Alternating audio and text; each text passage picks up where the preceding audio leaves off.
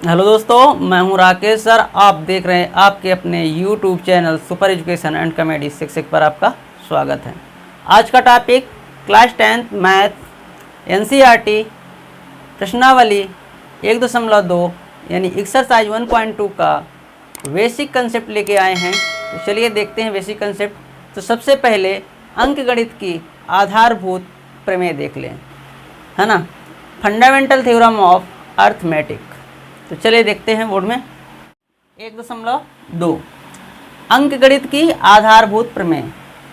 English में बोलते इसे फंडामेंटल थ्योरम ऑफ अर्थमेटिक। इसका नाम अच्छे से याद कर लीजिए। ये क्या कहती है?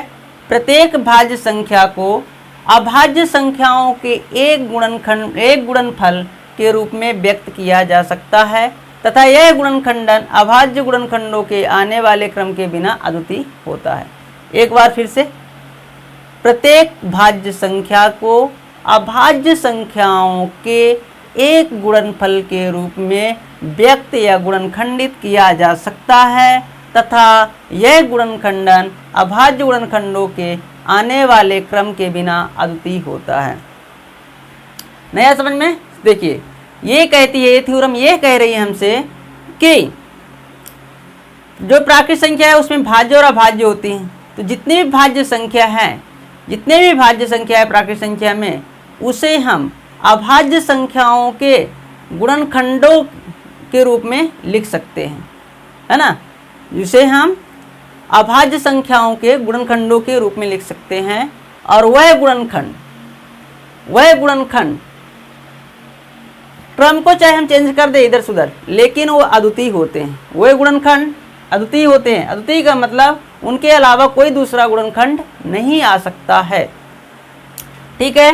तो एक बार फिर से, जो भी हमारे पास भाज्य संख्या होगा वो अभाज्य संख्याओं के गुणनफल के रूप में लिखा जा सकता है। यानी कहने का मतलब, जो भी भाज्य संख्या है, जो भी प्राकृत भाज्य संख्या है, उसे हम अभाज्य संख्याओं के गुणनखंडों के रूप में लिख सकते हैं। लेकिन वो गुणनखंड क्या हैं, उनको क्रम को चेंज भी करेंगे फिर भी वो अद्वितीय रूप से अद्वितीय होंगे। ठीक है।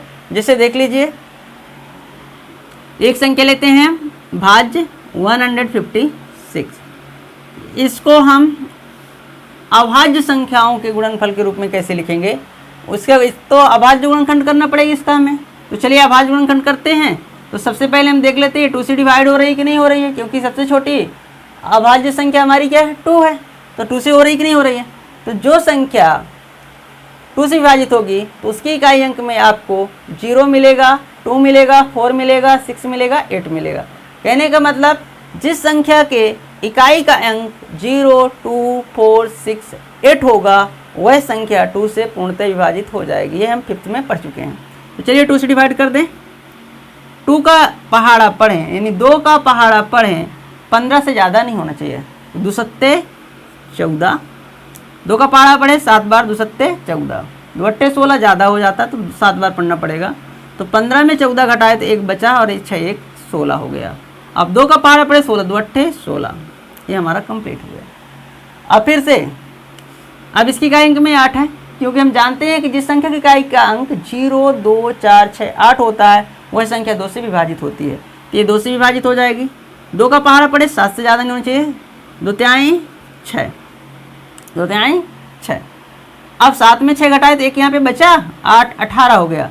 2 9 18। अब ये तो 2 से डिवाइड नहीं होगा, क्योंकि ना इसकी इकाई अंक में 0 है, ना 2 है, ना 4 है, ना 6 है, ना 8 है। तो किससे होगा? 2 के बाद हमारी अभाज्य संख्या क्या होती है? 3 से देख लेते हैं होती कि नहीं होती। तो 3 से विभाज्यता का जो रूल्स है वो कहता है, जिस संख्या का बीजांक 3, 6, 9 हो, वह संख्या 3 से पूर्णतः विभाजित। अब बीजांक क्या है? बीजांक मतलब जो संख्या होती है उसके अंकों को कब तक ऐड करते हैं? जब तक हमें सिंगल अंक न मिल जाए तब तक हम उसको ऐड करते रहेंगे, तो वो बीजांक कहलाता है। तो चलिए इसका बीजांक देखते हैं। तो 9 और 3 को ऐड कर दे तो 9, 10, 11, 12 कितना होता है? 12। 2 1 को ऐड कर दिए 3, ये है बीजांक इसका, ये है इसका बीजांक। तो यानी इसका बीजांक कितना है? 3। तो ये 3 से डिवाइड हो जाएगा। 3 1 जा 3, यानी 3 1 कम 3, 3 3 9। अब ये हमारा क्या है? अभाज्य संख्या है। 13 अभाज्य संख्या, तो 13 एक और स्वयं के अलावा किसी से विभाजित नहीं होगी, इसलिए 13 से विभाजित होगी। 13 1 कम 13। अब देखिए 156 को, ये हमारी भाज्य संख्या है, इसे अभाज्य संख्याओं के गुणनफल के रूप में लिखा जा सकता है। 2 × 2 × 3 × 13 इस रूप में लिख दिए, यानी 2 दूनी 4 तिहाई 12 और 12 13 में 156। इसको इस तरह भी लिख सकते हैं हम 2 की power 2 raise to the power 2 into 3 into 13, ये हो गया। अब कहता है कि जो भी इसके अभाज्य गुणनखंड हैं, जो भी अभाज्य गुणनखंड है वो यूनिक हैं, उनके अलावा कोई दूसरा अभाज्य गुणनखंड नहीं हो सकता। यानी कहने का मतलब 156 में जो 2, 3 और 13 तीन संख्या हमारी अभाज्य संख्या आई हैं, अब इन तीन संख्या के अलावा कोई भी अभाज्य संख्या नहीं आ सकती है। 13 ही आएगा, 3 ही आएगा, 2 ही आएगा। चाहे इसका हम क्रम भले ही चेंज कर दें, चाहे हम इसको पहले 13 से डिवाइड कर दें या पहले हम 3 से डिवाइड कर दें या 2 से डिवाइड कर दें, इनके अलावा कोई दूसरी संख्या आ ही नहीं सकती है। यानी हम कह सकते हैं यदि 13 से डिवाइड करेंगे तो 13, 3 और 2 की पावर 2 आ सकती है, या 3 कर दें या 2 की पावर 2 कर दें या 13 कर दें, या है ना। तो क्रम भले ही चेंज कर दें लेकिन ये यूनिक होंगे। क्या होंगे? यूनिक होंगे। यही हमारा फंडामेंटल थ्योरम, इनके अलावा कोई अभाज्य संख्या नहीं आ सकती है, यही आएगा। ठीक है, इसको और अच्छे क्लियरिटी से समझना है हमें, तो उदाहरण नंबर 5 देख लेते हैं इसी का। तो उदाहरण नंबर 5 चलिए। उदाहरण नंबर 5, संख्याओं 4n पर विचार कीजिए जहां n प्राकृत संख्या है। जांच कीजिए कि क्या n का कोई ऐसा मान है जिसके लिए 4n अंक शून्य पर समाप्त होती है। ठीक है, क्वेश्चन को समझिए अच्छे से। कहता है कि कोई संख्याओं, है ना, कैसा हो, मान लो 4 है और उसमें कोई भी एक प्राकृत संख्या है। n बराबर क्या है? प्राकृत संख्या। यहाँ पे 4 है, n बराबर कोई भी हम ऐसे इसमें पावर लगाते हैं, 1 लगाते हैं, 2 लगाते हैं, 3 लगाते हैं, 4 लगाते हैं, 5 लगाते हैं, कोई भी ऐसा संख्या है। ठीक है, तो उसमें से कोई ऐसी n संख्या मिल जाए जिसका मान कोई भी उसका अंक जो है शून्य पर समाप्त हो, मतलब इकाई अंक उसका शून्य हो जाए, ऐसा कोई संख्या है ना। तो ये बोलता है संख्याओं 4n पर विचार कीजिए जहाँ n प्राकृत संख्या है।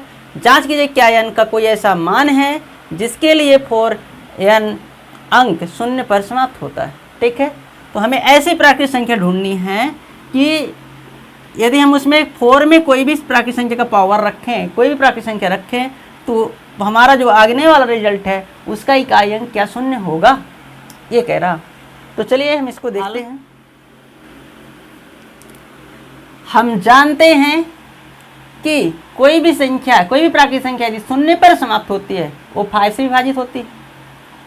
तो यदि वो 5 से विभाजित होती है तो 4 के जो अभाज्य गुणनखंड होगा तो उसमें 5 आना चाहिए, है ना, तभी तो n पर शून्य पर समाप्त होगी, नहीं तो शून्य पर समाप्त नहीं होगी।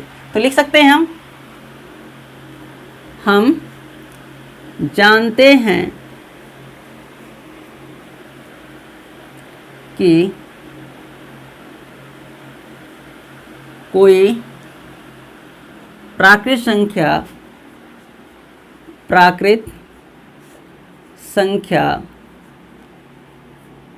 शून्य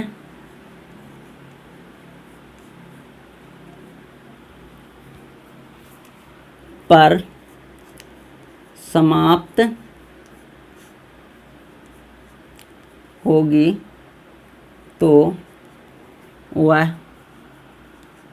5 से विभाजित होगी,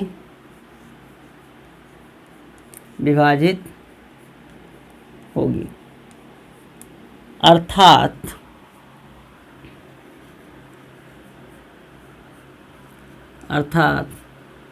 उसके अभाज्य गुणनखंड में, उसके अभाज्य गुणनखंड में एक गुणनखंड 5 होना चाहिए, एक गुणनखंड 5 होनी चाहिए,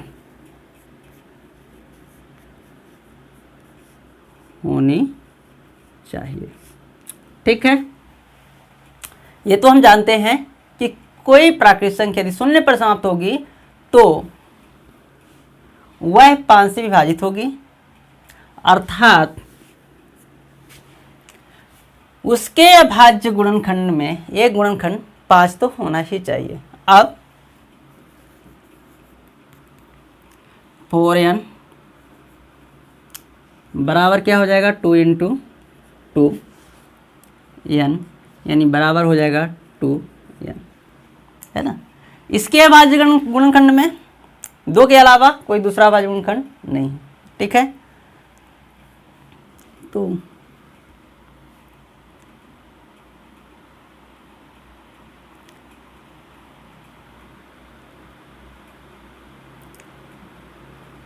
फोर n के अभाज्य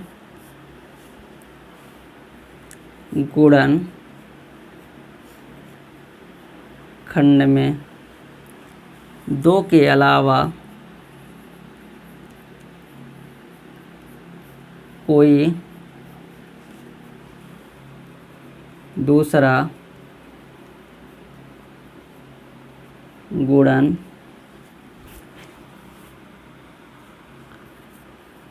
खंड नहीं है, खंड नहीं है। अतः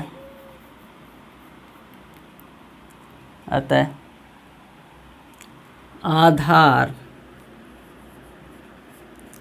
भूत अंकगणित प्रमेय के अनुसार अंकगणित प्रमेय के अनुसार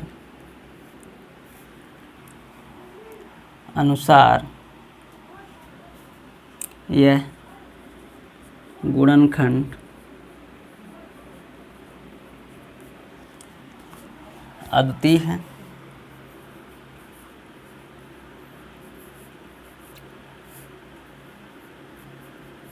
अद्वितीय है।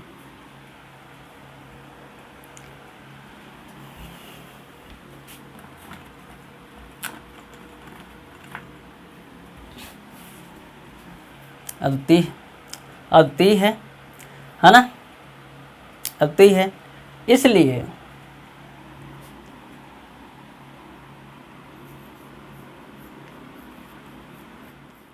ऐसी कोई प्राकृत संख्या n नहीं है जिसके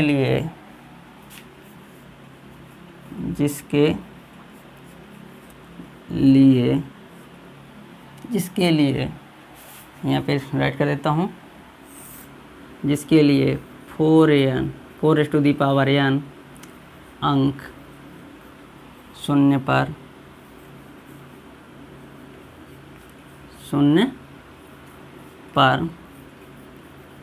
समाप्त होता है। यही आंसर है ना, ठीक है। इसे आप अच्छे से समझ गए होंगे, क्योंकि हम जानते हैं कोई भी प्राकृत संख्या शून्य पर समाप्त होगी, वो 5 से विभाजित होगी, अर्थात उसके अभाज्य गुणनखंड में एक गुणनखंड 5 होनी ही चाहिए। अब 4n का अभाज्य गुणनखंड किया तो इसमें 2 है, जो 4n के अभाज्य गुणनखंड में 2 के अलावा कोई दूसरा गुणनखंड नहीं है। अतः आधारभूत अंकगणित प्रमेय के अनुसार यह गुणनखंड अद्वितीय है। इसके अलावा कोई दूसरा, क्योंकि अभी हम आधारभूत प्रमेय पढ़े हैं, इसके अलावा कोई दूसरा गुणनखंड हो ही नहीं सकता। इसलिए ऐसी कोई प्राकृत संख्या n नहीं है, ये ना है, नहीं है, जिसके लिए 4n अंक शून्य पर समाप्त होती। आप ये समझ में आ गया होगा कि क्यों आधारभूत अंकगणित प्रमेय हमें पढ़ना, ठीक है। तो चलिए अब पढ़ते हैं HCF और LCM। HCF और LCM अब हम सीखेंगे HCF और LCM। यहाँ पे आपको बोर्ड में दिख रहा है HCF क्या है और LCM क्या है, ठीक है। HCF का फुल फॉर्म होता है हाईएस्ट कॉमन फैक्टर, यानी इसको हिंदी में बोलते हैं महत्तम समापवर्तक। और एलसीएम का फुल फॉर्म होता है लोवेस्ट कॉमन मल्टीपल या लिस्ट कॉमन मल्टीपल्स। इसे हिंदी में कहते हैं लघुत्तम समापवर्त। ठीक है, तो चलिए एचसीएफ क्या होता है? संख्याओं का प्रत्येक उभयनिष्ठ अभाज्य गुणनखंड की सबसे छोटी घात का गुणनफल। ठीक है, जो संख्याएं होंगे उनका दो हो संख्याएं, तीन हो, उसमें तीनों में जो संख्याएं हैं उसकी सबसे छोटी घात वाली संख्या ही कॉमन हो, वही उसका गुणनफल कहलाता है। ठीक है, एलसीएम क्या है? संख्याओं में संबंध मतलब संख्याओं से संबंध प्रत्येक अभाज्य गुणनखंड की सबसे बड़ी घात का गुणनफल होता है। चलिए इसको संख्याओं से लेते हैं हम। जैसे पहला है 6 और 20, इसका हमें एलसीएम और एचसीएफ निकालना था। सबसे पहले हमें एचसीएफ निकालना है। तो देखिए हम 6 का अभाज्य गुणनखंड करते हैं, ये 2 से कट रहा है, 2 तिहाई 6, 3 एकम 3। और 20 का करते हैं 10, 2 पंचे 10, 5 एकम 5। ठीक है, अब यहाँ पे देखिए 6 का जो अभाज्य गुणनखंड है, तो यहाँ पे 2 की घात 1 है और 3 की घात 1 है। और यहाँ पे 2 की घात कितनी है? 2 है। और 5 की घात कितनी है? 1। अब इसका एचसीएफ निकालना है यदि हमें 6 और 20 का, तो एचसीएफ ऑफ 6 और 20 का 6 × 20, 6 और 20 का है ना, 6 और 20 का हमें एचसीएफ निकालना। तो कहता है संख्याओं में प्रत्येक उभयनिष्ठ, तो देख रहे हैं 2 इसमें है, 2 इसमें है, उभयनिष्ठ तो है, लेकिन अभाज्य गुणनखंड की सबसे छोटी घात, तो अभाज्य गुणनखंड की सबसे छोटी घात यहाँ पे 2 की घात कितनी है? बड़ी है। तो 2 की घात कितनी है? 1 है, यानी 2 की घात 1। 3 तो उभयनिष्ठ है नहीं, 5 उभयनिष्ठ नहीं है। हमें क्या देखना है? उभयनिष्ठ। उभयनिष्ठ का मतलब जो दोनों में हो। ठीक है, तो यहाँ पे उभयनिष्ठ क्या है? 2 है। और सबसे छोटी घात कौन है? उभयनिष्ठ तो है, लेकिन सबसे छोटी घात को हमें रखना है। तो सबसे छोटी घात क्या है? 2 है। तो इसका एचसीएफ कितना हो गया? 6 और 20 का एचसीएफ 1। दूसरी संख्या है 96 और अब एलसीएम की बात कर रहे हैं। चलो एलसीएम देख लेते हैं इसका। एलसीएम ऑफ 6 और 20, 6 और 20 का। अब ये कहता है संख्याओं में संबंध, मतलब उसमें जितनी भी अभाज्य संख्याएं होंगी, जैसे इसमें 2 है, 3 है, 5, हमें सभी संख्या देखना है। तो 2 है, अब 2 की सबसे बड़ी घात को हमें ढूंढना है। 2 की सबसे बड़ी घात क्या है? 2। तो 2 की सबसे बड़ी घात 2। अब फिर इसके बाद 2 के बाद क्या है? 3। 3 की सबसे बड़ी घात क्या है? 3 की सबसे बड़ी घात 1 है। और 5 की सबसे बड़ी घात क्या है? 5। यानी संख्याओं से संबंध जो सबसे बड़ी घात हो उसको ही हमें रखना है। तो 2 दूनी 4 3 12 पंचे 60। इसका एलसीएम हो गया 60, एचसीएफ हो गया इसका 5 और एलसीएम हो गया 60। ठीक है, और मज़ेदार की बात है, जब हमें 2 संख्याएं दी रहे तो हमें एक फार्मूला याद होता है, 2 संख्याओं का गुणनफल बराबर 2 संख्याओं का गुणनफल बराबर एलसीएम इंटू एचसीएफ। ठीक है, यहाँ पे दिया है 2 संख्याओं का गुणनफल बराबर एलसीएम। 2 संख्याओं में ही होता है संबंध। यदि हमें 2 संख्या दी है तो जो उसका एलसीएम और एचसीएफ होता है उसका दोनों का ही संबंध होता है, यानी 2 संख्याओं का गुणनफल के बराबर होता है एलसीएम और एचसीएफ का गुणनफल। समझ में आया? ठीक है, 2 संख्याओं के गुणनफल के बराबर ही होता है एलसीएम और एचसीएफ का गुणनफल। देख लीजिए, जैसे 2 संख्या कौन कौन है? 6 और 20। 6 गुणे 20, 6 दूनी 12, 120 बराबर एलसीएम कितना है इसका? 5। एलसीएम एचसीएफ इसका कितना है? एलसीएम इसका कितना है? 60। और एचसीएफ कितना है? 2। 6 दूनी 12, 120 है ना। 2 संख्याओं का गुणनफल बराबर एलसीएम गुणे एचसीएफ। ठीक है, तो 2 संख्या यदि आप दी है, उसका एलसीएम एचसीएफ निकाल रहे हैं, तो उसके दोनों संख्याओं का यदि आप गुणनफल कर रहे हैं और एलसीएम और एचसीएफ का गुणनफल कर रहे हैं, दोनों बराबर होगी। अब इसमें हमें 4 संख्याएं दिख रही है। देखिए, एक तो पहली संख्या और दूसरी संख्या बराबर LCM इंटू HCF। ठीक है, दो संख्या गुणनफल है ना, तो पहली संख्या और दूसरी संख्या। अब LCM इंटू HCF, चार चीज़ें हैं। इन चार चीज़ों में, चार है ना, चार वस्तुएं हैं, जो चारों में से हमें एक पता है, चार में से एक पता है, या पहली चार में से तीन पता है, पहली संख्या पता है, दूसरी संख्या पता है, या LCM पता है, तो हम HCF निकाल सकते हैं। क्या निकाल सकते हैं? HCF को निकाल सकते हैं। कैसे? पहली संख्या गुणे दूसरी संख्या बटे LCM। ठीक है, दो संख्याओं का गुणनफल बटे LCM, यानी पहली संख्या और दूसरी संख्या गुणा कर दें और LCM से भाग दे दो तो हमें HCF निकल आएगा। ठीक है, कैसे? देखिए, जैसे 60, 6 और 20 है, 6 और 20, ये पहली संख्या गुणे दूसरी संख्या, और LCM इसका कितना है? 60। तो यहाँ पे 0 0 कट गया, 2 तिहाई 6, 3 दूनी 6 बराबर 2, है ना, इससे मिल गया हमें। अब यदि हमें LCM निकालना है, क्या निकालना है? LCM निकालना है। यहाँ पे LCM रख दीजिए, पहली संख्या गुणे दूसरी संख्या,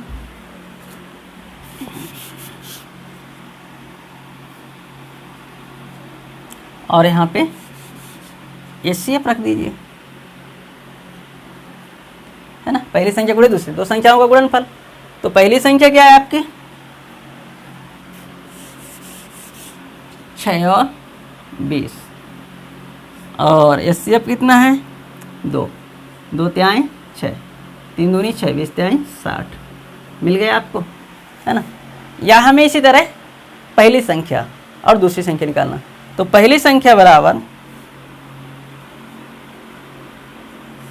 पहली संख्या बराबर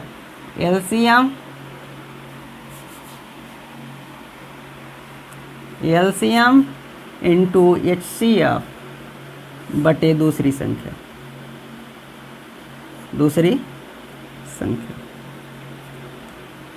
इसी तरह दूसरी संख्या बराबर यहाँ पे पहली संख्या रख दीजिए तो निकल आएगा। देखिए कैसे, LCM HCF आपका कितना है?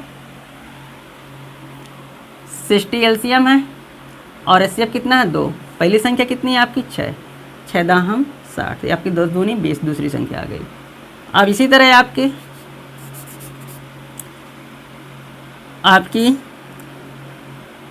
दूसरी संख्या क्या है? 20, 20 तिहाई 60, 3 दूनी 6, आपकी पहली संख्या आ गई। तो इस तरह से इसका संबंध होता है। ठीक है, आई होप आपको समझ में आया हो गया LCM और HCF। ये इसका आपका बेसिक कंसेप्ट था। आप इसके माध्यम से उदाहरण 6, 7, 8 कर सकते हैं। अगले वीडियो लेक्चर में हम एक्सरसाइज 1.2 पूरा कंप्लीट करेंगे। तब तक आप हमारे साथ बने रहिए अगली एक्सरसाइज को देखने के लिए। तो यह वीडियो यदि आपको पसंद आई हो तो लाइक करिए, शेयर करिए, कमेंट करिए और सब्सक्राइब कर लीजिए हमारे चैनल को, और बेल आइकन को प्रेस कर लीजिए ताकि आने वाले वीडियो का नोटिफिकेशन आपको टाइम से मिल जाए। धन्यवाद।